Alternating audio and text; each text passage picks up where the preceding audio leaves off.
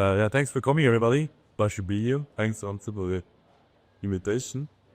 So we had this proposal for a new consensus for Solana on the table here. It's not just a proposal. I think it's kind of like agreed that we should do this, but not yet formally. Okay. So the proposal has two main contributions which are new. One is what you describe here is the fast finalization. So you'll have a super fast finalization time in future, maybe about 150 milliseconds for re-finalizing block, which is faster than currently. And the other one is maybe a better security model in some sense. You have proof that this thing is correct in contrast to the validator where we don't have that. Some people joke that we mean the first Solana people actually wrote the LaTeX paper, so that's actually new. And then for the white paper, I mean, some of you maybe got the printed version, the beginning of it. So chapter 1 is just general introduction, why we do this, the way it works, stuff like that, background, techniques. Chapter 2 is the actual protocol. So now this print of 15 pages barely starts with the actual protocol award. Ran out credit there. And then there's the chapter 3, which studies many things which somewhat go beyond that, somewhat, economic incentives, or what do you do if you had a real disaster, stuff like that. It also gives you the high-level overview of the protocol itself. It's basically has two main components, a rotor and voter. So the rotor part is for data dissemination. In Solana you have leaders which produce blocks. These blocks are disseminated to everybody, through all the other validators. And that's the rotor part. It uses erasure coding. It is very close to what Solana has used so far, and which was already very efficient. And you make it a bit better. And then the voter part is the second part about where we finalize the blocks essentially together. And that's completely new. It's breaking all traditions Solana currently has, I would say. It's a fast BFD protocol. You have one round of voting possible, which is, I would say, even for academics, something new, but definitely something new for actual protocols. And so that's that part. And there's many good details, familiar parts. Okay, let's start with some questions. I noticed that the 60%, 80% thresholds, which were, nothing I see before, just wondering what they're based on. Yeah, so this has existed in the literature, in the, let's say, academic literature for some time. Like, this 3f+1 thing for the 33%. And then at some point people start to say, well, what if we not only have, let's say, Byzantine failures, but also crash failures or loads which are just not answering currently and stuff like that. And they start to come up with these combined models. And we just gave these letters F and P or whatever, or C sometimes, I just said it's 20%. But 20% Byzantine failures we can tolerate, which is less than most, let's say, standard BFD protocols, which can go up to 33%. But we don't see that much really bad Byzantine behavior in the wild, okay? And I would say this idea that Byzantine nodes, this comes from this old idea that you have n nodes, and some of them are like, let's say you have 10 nodes and 3 of them could be bad, right? But in Solana you have like 1,000 nodes, and we had stake in the, billions. I don't know how much Tim might know more about. 380 millions of stakes, so keep map on it. Yeah, so it Prices sold today. tens of billions of US dollars, right? So it's a very different threat models on now, and we felt that 20% of the stake being actually maliciously bad is generous. Okay, we won't see that probably ever. If people don't see that ever, so not even 1%. Okay, but then on the other hand, what you have is often that let's say nodes crash, or there's misconfigurations over there.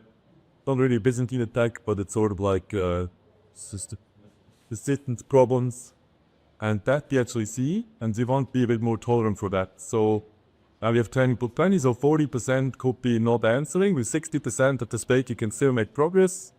and you can still tolerate up to 20% that even be there. Verband. Kürzer, die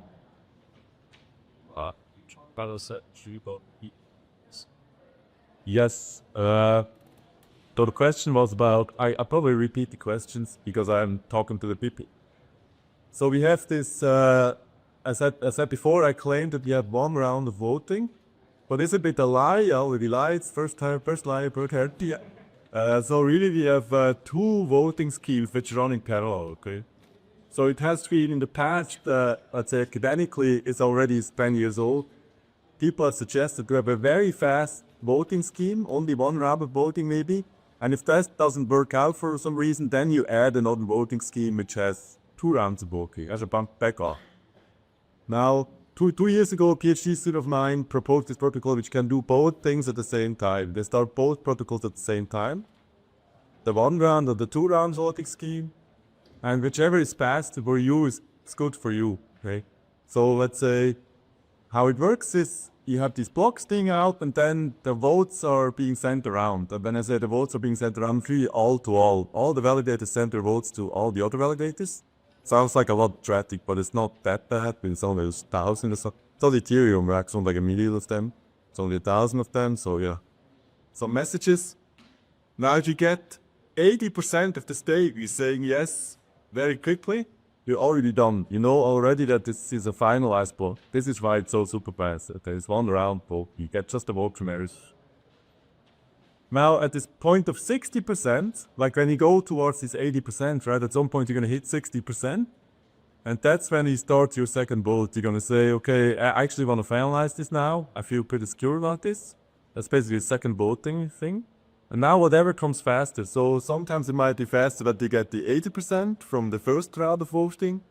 Or sometimes you get the second votes which are sent out after the 60% commit. And whatever is faster for you, then you finalize, okay?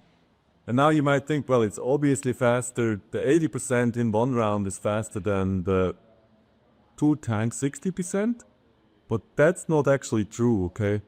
In Solana at least, but I think it would be the same for Ethereum actually, because a lot of stake is somewhat concentrated geographically. In Solana, it's kind of in Europe for a lot of the validators, a lot of stake is in Europe. And the same for Ethereum, as we saw by the PhD student of mine. I saw you in Twitter post. You're like, hey, Ethereum's kind of similar. They are very similar. No distribution. It's like a 30 secret a year ago. So that if you let's say if you are in Europe for instance and you get the 60% votes and then you send your upvote for the second round finalization, then the other nodes in Europe might get that very quickly because the latency is so small. However, if you let's say a bit further away, you let's say in Asia or something, a bit further away in the sense of Europe, which is unfortunately the center of this, then you will be faster with the 1 round and 80%. So it depends where you are, what will be faster. But both are, it's an or, right? Whatever is faster is works. So if I was just trying to visualize this, so if the beginning at the same time when these votes start, if they're sending out what 2 votes at the same time, or is it just 1 and they're counting 60 or the 80? Yeah, in the beginning, when you get the block and you think it's a good block, it was in time actually, that's the only question now. Was the block, it was correct or is it in time? If it's in time, you send a yes vote to just all the others. Directly to everybody. Sounds like a little bird, but it's really fast. Solana has like super fast hardware, like that's a prerequisite to be part of that network. And so you send this 1 vote, but to everybody. And then you start counting, when you have the votes coming into you, and then once you hit 60%, you send the second vote to everybody again. Once you hit the 80%, then you finalize. Or you get the second round of voting for 60% again, then you also plan. No. One question. Yeah, question. So like, you told me about like the geographic representation of stake. So what if in the second round, more like the same pool of validators, which can remember like of the 60% of stake, also both in the second round, or like cross check. Like it would be also kill people also. Everybody sends messages to everybody. So the question was, would you send into the subset only or something like that? But at the subset, that like even the second one, like the group of validators that that's also vote yes on the second one. It's totally the same as the is the first one. Yeah, so if you didn't vote, let's make it more complicated. If you in the first round you voted no, for instance, then you wouldn't vote yes in the second round, right? So I already talked about the good case so far. So those which vote yes, then they vote yes again. But when we send out votes, it's always to everybody, right? It's not that we kind of just target messages or something like that. Actually, almost the only communication primitive we have is send to everybody, okay? And everything we send is just always one UDP tag to everybody, same UDP tag to everybody. So it's very simple communication. When they have a DP, I don't understand the question. Well, can you elaborate? Like, what would that look like? What would that attack? Or if like Yes, this is the other type, but I just design that it's like a stay concentrated geographically. It just happen that like if both graphs, the rules that like both yes and make up like those 60% are more or less the same, right? So say would I say is the guilty but so the case. Yeah, okay, so, but you can't talk about geographic concentration. That's actually an interesting question, but it doesn't have to be the same people all the time. So for instance, if the block is produced somewhere, okay, then maybe others would be closer for that block, they would see things faster. So it always, the block producers, they move around in the world in some sense. But like the fastest finality we can have is if somebody in Europe produces the block. Lots of relays in the rotor card are in Europe, let's say. They send things around very fast. And then they send each other the votes and also the others. But, like in Europe, then this will be the pair. Yeah, I think I just like activate an epic. Yeah, this is okay. I don't think there's like the extra percent of taking your. Not quite, that's true, but almost. Let's follow to it. Yeah. So maybe we clicked everybody. Currently, you have like a tolerant building. Okay. Is that purely based on the true just like what you take it, tied in the first round, or 65-60 right for some of us? You could technically tweak these to be like, I don't know, 77. Have you done simulated Bruce Jeffrey Guerrero? Yet. Oh, we can tweak these. So the question was, can we tweak these percentages, right? And so the usual formula is 3f plus 2p plus 1 or something like that. And we tweaked those to be 20 and 20, which we thought is the sweet spot somehow. We wanted to maximize the 40% in some sense. What we could have done is maximize the Byzantine part, but then have very little crash failures on top of that. But we felt we wanted to maximize crash failures. But we could do that, but it was not simulated, it was just a decision like that. How did the 100 millisecond finality member on under buffer answers? Yeah, so the questions about the finality. I mean, this is a bit. So far we have implemented this several times already. Like the Anza team, the engineering team is actually implementing it for real. But we as the research team also implemented the first version of it. And with this first version, we did some simulations. So we looked at the actual state distribution of Solana right now. We just said, between this and that city, we had that much time to send messages around. And we did a little simulation, okay? And in some cases, we actually made quite conservative assumptions. So probably it's even a bit faster in real time than what we simulated so far. But I don't want to go, once it's running, I don't want to go to public and say, oh, now it's actually kind of slower, okay? So I hope I can actually say it's actually faster than we promised like back then. But this is just simulation results. Basically, we took a random leader or the average over all the possible block producers. So we just check how long these votes take and how long it takes them for you to finalize. And then something like 150 milliseconds comes out. I wouldn't trust this number too much, but I would say reality is maybe rather a bit lower, hopefully. But it depends very much on the stake distribution. Yeah. Yes, your power presence on that. So you're not counting the time from the climb to the first. Yes, we don't count this. So this is only for the This is only from the leader to send the data out, the data dissemination, rotor card. And then the voting, 1 or 2 rounds, whatever is fast. Are we a longer communication, say, from here to Singapore, but the Kenyalis, I guess? That will be a round trip, right? So actually, so we looked this up recently because we were just curious. So if you, from any point on Earth to any point on Earth, if you had, let's say, super fast internet in the sense of speed of light, okay? Let's say take 2/3 of that or something because it's, it's a bit slower. I think it's 100 milliseconds only. So from here to Singapore, it's probably not 250 milliseconds, probably 250 milliseconds round trip or something. So it's only 100 something milliseconds. But there are few lights which are faster, like London and New York. Yeah. Whereas 16 seconds round trip. But like current is just 30. Just 30. Yeah, we don't need round trip, right? The votes only go one way. So, but it's true, let's say if you're in Singapore and the producer will be California, right? And then you have to collect these 60% of votes 2 times or 80% of votes once. It will be more than 150 milliseconds, unfortunately, I can almost surely promise you. But if you're also in the US, maybe it's less than 150 milliseconds. So the 150 milliseconds is really kind of comedian of all the combinations. How much of a time is generally case in the block, like all this shit, like before just Kubernetes? So this is just from the leader sending out to a finalization. But then, of course, you have before to produce the block, right? That's adding. I think block time is something like 400 milliseconds right now. That's much more. But this is something we could potentially change in the future. So we consider like medium that direction.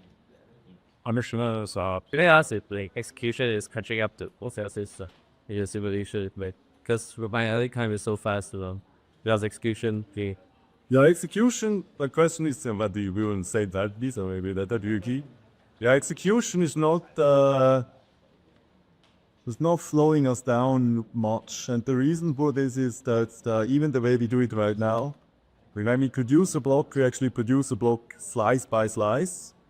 And then we always execute already. When you get a slice, you already start executing that slice as if the whole block is going to be tempered in the end. So the execution doesn't slow us down. Yeah, even though we actually do the whole execution before voting for the block. So that's in some sense what I would call eager execution. Some blockchains do lazy execution. They vote first for the block and then they do execution. That's also something we could do in future. We don't do it right now. We actually took we always took the simple solution that made sense to us, and we have many optimization possibilities. And the order of the slices in which we receive doesn't matter. Yes, the order is a sequence of slices. You need the slices exactly in the order which shows the center. And then basically what from first one first, or in any order I can execute. There is some parallelism now. I'm a bit dumb regarding execution. We didn't look very much at this. So Solana has these 4 threads or something for execution, I think. You find that it can be even more.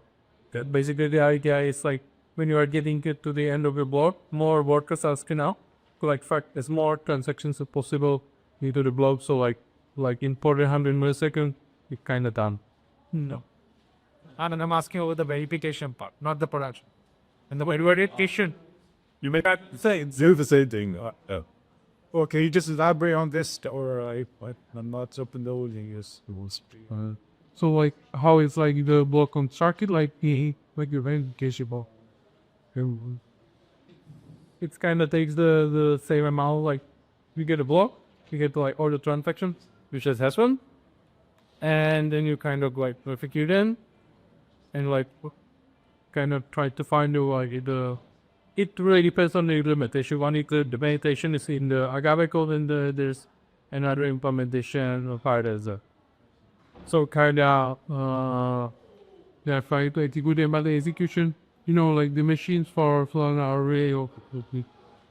So it's kind of almost like no card. So the card is like, it's like the idea is that the execution is technically faster than reaching finality. Yes. Only typical shape intervals are much bigger, but right now they're like kind of small, like small, much bigger than we here, but it's still pretty full. I actually just want to bring it back to one thing that you mentioned earlier, that big. You mentioned something about the client or like messaging. Are you talking about the user experience? Like as a user, what would I experience? That's different than That's a bit different than what we talk about, right? As a user, you first have to make your transaction, you have to send your transaction to the next leader, right? Then the leader has to pack it in a block, where the deal goes through cheat or something like this. And then it's going to be sent out, right? So that there are a few of these extra things, right, that happen. And, historically, people would measure time in some way, and we did the same thing. maybe that is an interesting question. It's like how, out of like for a user's experience, that when they send a transaction until it gets finalized, what percentage of data is it's just the client side level of latency versus the actual Block key into finality. Yeah. And then there's a different rule. Like, because when you as a user, you send it per text, you send it to the RPCO. Then the RPCO it transfers the transaction to the nearest leader, and then looks to get basically verification of actually it has been debuted in the block, and then kind of you get a hash of the transaction that is been finalized for you as a user. Right now, can be 13 seconds. These are 13 seconds. And there's some overhead, but when the network is running smoothly, there's not much big difference between finalization and the target will be back. What's the shortest P9? Figure this. I don't know, but when everything is running smoothly, it's like less than a second on top of the finalization. I have a question on transactions that the leader doesn't sequence into the clock. Does that get broadcasted to the next leader automatically? Or is that not related to consensus? It's not related to consensus, but Yeah, it's basically when you set it, there is let's say some kind of mempool, but not a mempool in sense of on Ethereum, but basically when you get the information or the transaction, and do you as a validator, and each validator is kind of 4 souls. So he's trying to pack as much transaction as possible. But when he's not able to do it, he then retransmits the transaction to the next leader. And also the RPC node is trying to send it not just to you, let's imagine I'm the leader, but it also sending to the next in line. But we don't have a mempool in the classic sense, right? And also not really. I'm pretty sure it's going. Right, it's all to all already there, right? Everybody can talk to every. Yeah,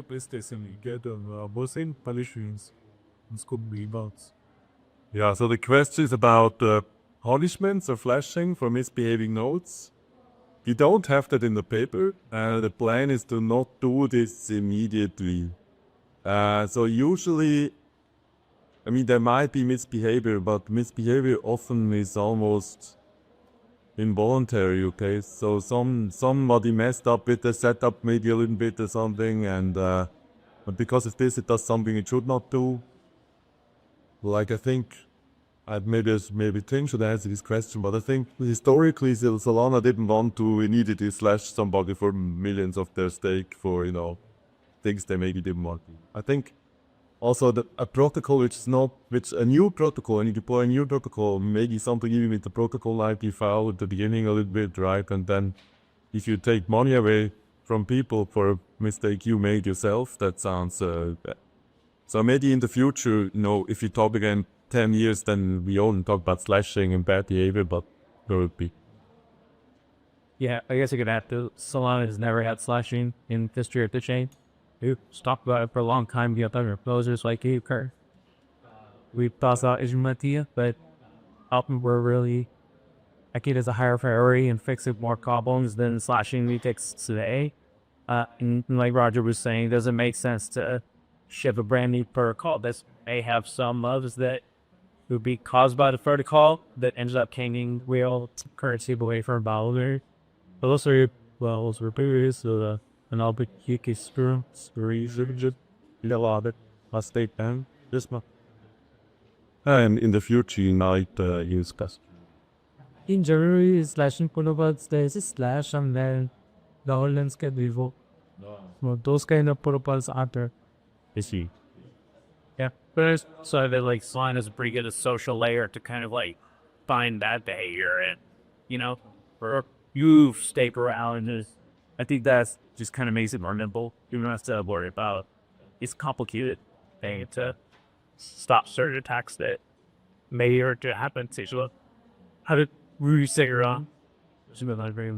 Meaning that like let's say, you know, a lot of times the bad actors on Solana, they're not getting stake because they're independently wealthy and they have like no soul that they can use at their disposal. They're doing it because there's a stake pool that maybe is not keeping a good eye on what the validator queuing.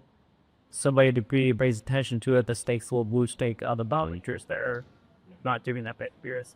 So it's, I would say that like it's like Roger was saying, right? The assumption that 32% is supposed to use is pretty extreme. That in practice, it's probably more like less than 1%. That oftentimes that percent is because somebody giving somebody stake additional fee.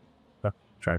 That's all really far now. Or buying deliberation profile, but you stay the law. Yes. So, but over time, the big members have used a differentiate and just sort of Yes, the delegation program is improved. triple shot. Yeah, I get. I'd say user slashing with this take to curiosity. Is slashing or accountability cost per big other go? Is slashing possible? The answer is yes, to some degree. So there's this, there's the definition that you can, if something Byzantine happens and it actually, there are more Byzantine players in system than should be, that they can actually prove that even. And we don't have that at the moment, okay? But for many offenses, you would see it, and you could also prove it, but you don't have the formal proof that he can prove this. And so, someone talk about this Sitsu layer. I think is there, like what sort of things can the social layer do if either chain forks or chain boys? Tim should maybe answer this, like all the social layers, he knows about. Yeah, so I would say that the community in general, people in Solana are very aware of what's happening with stake distribution and with just the validator activity on chain, right? So do our pizza lit. There's a very loud group that will kind of put pressure on stake pools, institutions, different teams that they're doing bad behaviors. What's one example recently is that validators realized that they could essentially get more MEB by extending their block times. And there was really no mean protocol way of slashing or getting penalty for doing that. It inverts our user experience, it slows down the chain, it's not good for anybody. And that's really kind of gone away now because stake pools have moved funds and the kind of more well-known validators that we're doing and stopped doing it because we're in verification. So that's what I mean by social layer. It's not like a governance body that's deciding for slash. It's more just like people are worrying about the reputation and people move stake around. So it's like a large proportion of Solana that stake comes from candidates or people of whom they adopted. It's not zigzag in their value. Yeah, 10 out. I have more meta level express to follow it. I started it, so I can't research this much away from it. Like, you think about like distributed systems and confluences. Is this kind of where you started? You looked at like things already that were being done earlier on for performance improvements, like were ahead of time, or this idea of like and things are good, you could do things that seems aware, things are bad, you change. Is this kind of the starting point of all this, or like what kind of stuff did you do pre-reading about it to the? Yeah, I mean that professors in this area for I work, okay? And so we worked on things like that for a long time, but the starting point for this is really that that we wrote the little not very good paper about Solana. This at me. And then actually the founder of Solana contacted us directly. Then we started talking to the founder of Solana. That you have like already through this years of experience, you have like it's okay. You like kind of think about like improving performance and this resistance, but like let's see if these improvements are no. I don't think actually it's up a little bit. No, we knew roughly, but we know like the discussion was very fast. Okay, let's call it this way. Like few weeks actually after we started, we already presented Alpenglow, yeah, to this founder, and it was already called Alpenglow actually at that point. So it was just a few weeks. We knew roughly what we wanted to have. I think the biggest question was for us, like what kind of techniques that we know well and we like would fit well with the Solana per protocol. And we, in the talk when I presented, I opened up this joke about this whiteboard where I remove all the components of the Solana current consensus protocol. But we did like Turbine, and so we felt we should build something that fits well to Turbine. And then we had a 2-round voting protocol. We suggested just something same, okay? So I had the same 2-round voting protocol. But then when we discussed it with the foundation and other people of Solana, like a few weeks after starting, we pitched, we could do maybe 1 round if you like that, and that was something they like. So Anatoly liked very much, okay, so you really need 1 round, okay, and so this is what we put. And then the final thing is with this 1 round, for instance, and there's other things we also liked, didn't make it into this first version. So the hope is that we can deliver this first version soon. But like Tim said before, right, there's a bit of a problem with the slot stretching right now, and that Alpenglow solved that problem as well. So it would be, in many ways, it would be good to have it out quick and not have the best possible, future protocol, but just something which works and is nice. So with this new views on how long will a transaction get finalized from user broadcast? So yeah, I mean, we didn't do the whole math, and it's really very much dependent on your location in some sense as well. But I mean, in the best case, I can really say if you allow me to do best case scenario because it's more simpler. Let's say you sit in Europe, you send your transaction, and the leader is also in Europe. You set it there. That's only maybe 20 milliseconds or something, and then this guy would put it into the block and send it out as a slice. So it would, now this is basically pipelined, right? So, but sending out the whole block takes 400 milliseconds because blocks are 400 milliseconds so far. Then you would get the votes sent to each other. And let's say if we stay in Europe and we think of the 60% case, then 20 milliseconds block or 20 milliseconds more.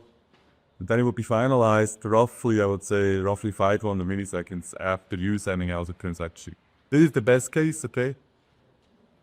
We can do better if we make the blocks smaller, which is something we probably can do. We don't want to do it right now because we don't want to change too many things, okay? So that's the main reason for that, but we could probably do that. But it's 500 milliseconds right now, and then I would say in the worst case, it's more than that, right? It's probably more like closer to a second, all things considered, right? Or maybe 600 milliseconds, something like that. So it's not that close. When we are Wi-Fi, you will be the service part of Okay. Yeah.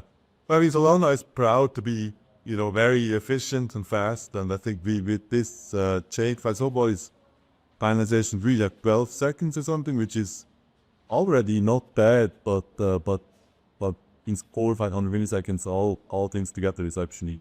But like in reality, you would do like to the confirmation state is I think 4 seconds. Yeah. Which is like almost 99% true, but to finalize takes 12 seconds. But if you're like wallet, it's okay with like just the conference stake, it's like 4 seconds. Well, From a user perspective. I mean, I see a lot of focus on with super and to reduce identity time. But isn't the goal also to decentralize the network? And most of the validators are working in few videos right now. yeah. But are there any incentive mechanisms which should change from it? Yeah. And it's not really now, like the question is about geographic distribution again. How can we make sure that it's somewhat verbalized, right? And But not, like, strictly speaking, I would say that's not part of the white paper reading group. Let's not talk about it. But which is not part of the white paper, but it's a difficult question, right? How do you make this happen? So for instance, one thing Solana does right now is when you put your vote on chain right now, then it matters how fast your vote was on chain after the vote was there. Okay. You get more money, more rewards if your vote is earlier or rather than later. These are against the This is exactly this centralizes things, right? Then everybody's saying, oh, I have to be close to the leaders and then I will, I will win because of that. So we take this away, for instance. We don't have that anymore. So for us, you can probably on the moon as a validator and you still, you still have enough time to put your vote there, okay? So we consciously, whenever we see such a thing, we consciously try to say, okay, that's unfair to the validators in Australia or something like that. Okay, so we try to do that, but we don't have many incentives in place right now that we had validators in Australia, right? Maybe there's still some hidden secret advantage to be closer to everybody.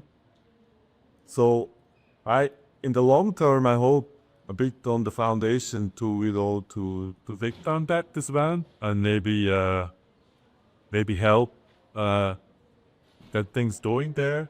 And there's another thing in the long term, like it's not part of the paper, but long-term thinking is that maybe Solana could be, have smaller local hubs somehow.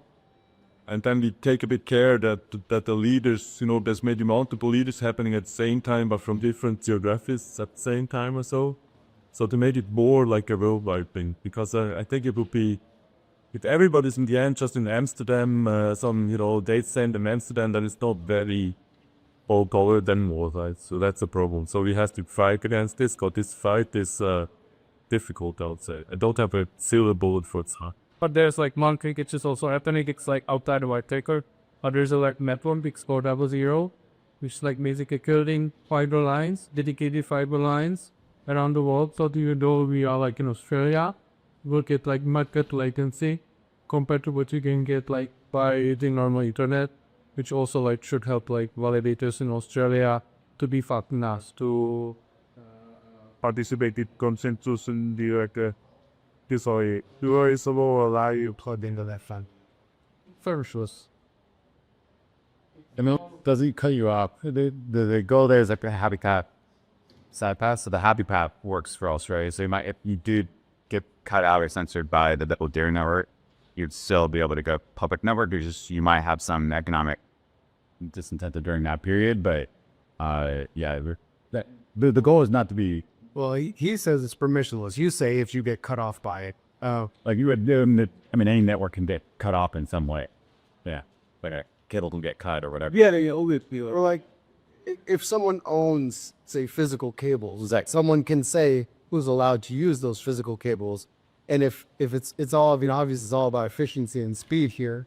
So if people do move to where using dedicated fiber between validators, then someone can say, we don't want you on this dedicated fiber. And So what you're saying is almost the centralization problem there, right? That there's a central interest all of a sudden. But I can guarantee you, as long as I live and have something to say, we will not just use that, okay? So we will have always the peer-to-peer part. I think it's very important for security, actually. Because it's not just, as you say, if, somebody controls the access, that would be a big problem. But it's also if that one thing fails that is sit in the middle of all of it, that's a huge problem, right? Then everything fails. And so we will not have that. I mean, we'll always think of it as an add-on, right? So if you want to be part of, let's say, 00, you can have the message also do 0. It will actually help us in some sense because it can maybe do multicast there. So right now we send everything to everybody, right? It's always 1500 messages or something like this, right? Otherwise you just have to send one message on top of the 1500 to the multicast system, and that is also tough. yeah, I wanted to ask, you had to mention multiple layers. Is that considered in the design? But No, we won't have it in the first version of Alpenglow, but it's something that we talk about. We've got this RS experiment that there were sufficient to have 60 BTD. Is that correct if I reach a 4% measurement?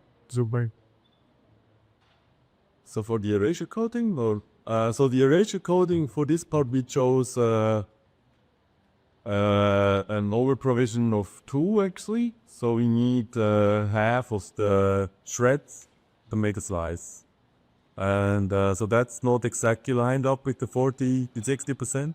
Maybe it says it by the different way. Maybe this is wrong now, so I not come here. Yeah. No, but it's not exactly a lie. So it's a bit high there, but for no real reason, I would say. That's only just, this is again an historic choice. It's currently a factor of 2, so we keep the factor of 2.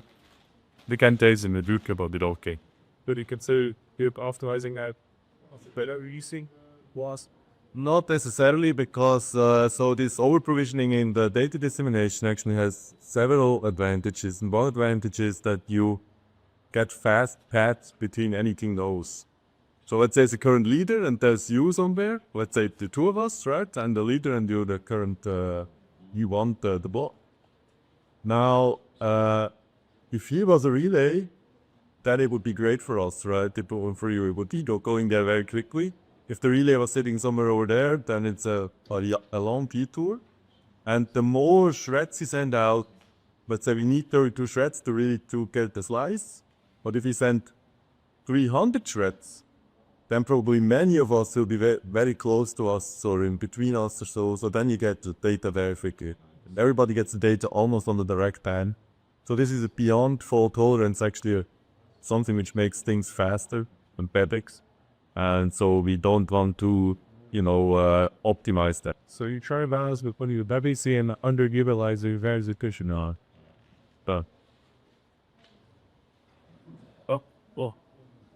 It's very good to talk a lot about the brew boat advantages. I think mentioned a lot about security. Do you feel like your SIPs you could come to that and smart beer target? Is that another subsector you talk? Security? I mean, the security part is something that's very boring. So it starts at page 35 to 45. It's 10 pages of formal proofs, right? So I will be all on a policy.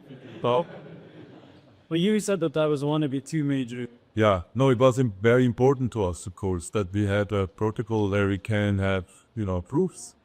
I've not been a professor for 20 years for nothing, right? So it shows, and so that was, for me, it was important, and I would say for Solana, I think they also liked that, right? That they had that, and they, maybe, if let's say academically, maybe Solana didn't have the best reputation in the past or something. People would think of it as, cool engineering project, but now I think I can, maybe the research will pick up on it, probably academic research, because you don't see much, let's say, at SBC about Solana, but in future maybe it will be more.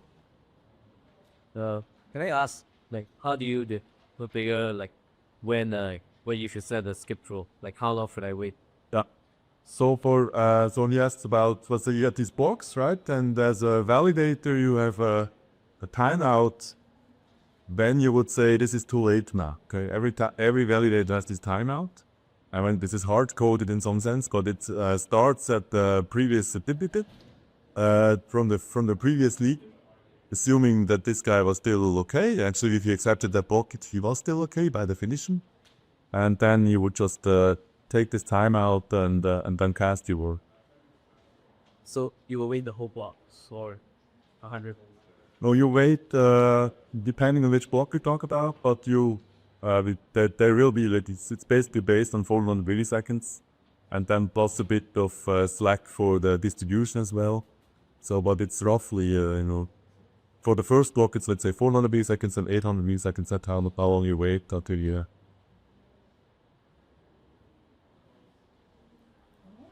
And then there will be a failover, you have a leader change also.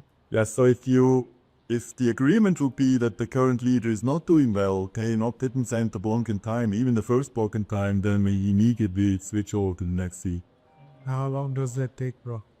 The switch over? Yeah. I mean, the switchover is always the next, so what you form is basically what we call skip certificates, which says, a not stake bounties was not in time. That's around volume, is it? That's even less. No, every you have to wait for the block basically, but basically you have to wait for the style out, and then you have to wait for the skip votes. Then you have to wait. You have to have 60% of the skip votes, and if you need a skip certificate, and if you as an XD then had a skip certificate, then you can send your block right ball. But it's not 6%. Yeah, for skip it's 60%. For the fast path it's 80%. Like for the positive block, but you want to just do it in one round. Bit weird, bit asymmetric. But trust me, we looked at these bounds. That's the 10 pages to exactly say when do we do what and we deep dive. But so completely when should like that if a user is down, then around 800 millisecond and then get the skip certificate. I would say less. I think less. I won't have to do the math, and I would have it. So does that mean like basically when I validate this for fine, I will basically lose the whole 4 slots? Yeah. But when I'm like not available on the first slot in schedule, like there is 60% certificate is like I'm offline, I had no chance to do. If you lose your first block, you lose all 4 blocks, essential. Because in many cases, it is really the case that, like right now, also if a validator don't do the first block, they will not do it for blocks. Have you observed any cases where someone is just distant that they consider a task failure, but it's just in their days? That should not happen in some sense, but it's a good question again about geographic fairness in some sense, right? Let's go. So of course, so we will have fixed timeouts essentially, right? But what it could mean, and you're not wrong about that, we make sure that the Australian guy is the Australian guy plays by the rule, the block will be in, right? If the Australian guy starts to say, maybe I can, play with the game here, I had no guarantees. Right. Well, I mean, whoa. Right, and that's it. So we talked about the ones in currency, but I see what you made clear. So, when you say it's parallelized, doesn't mean like discarded those round as the same behavior. Like only like guard was detecting like this guard issue with 60 cents or 80 votes. Why is that? Yeah, so the rounds, they always start with getting a certificate. And I can make this a bit more clear because I said it a few times. I know the busy was the way, but time in a worldwide distributed system is somewhat it's hard to capture, okay? So you will get certificate maybe slightly at a different time than I get the same certificate in some sense, right? There's nothing we can do about that. So the 400 milliseconds right now, basically, these kind of slot times make sure that there's always a little bit of slack inside, right? And of course, a little bit of slack that can be an invite for use. Somehow you can say, let me wait 10 milliseconds more, maybe. No blockchain can do anything against that, right? This is just how the world is built, essentially. The only remedy against this is to remember we got to the same room, but then... So the signature is like because the network profit or the deal works that will not have a CCP is something like for calculating the votes have provided there. The main thing that matters is latency of sending stuff around. The one thing else is about calculations.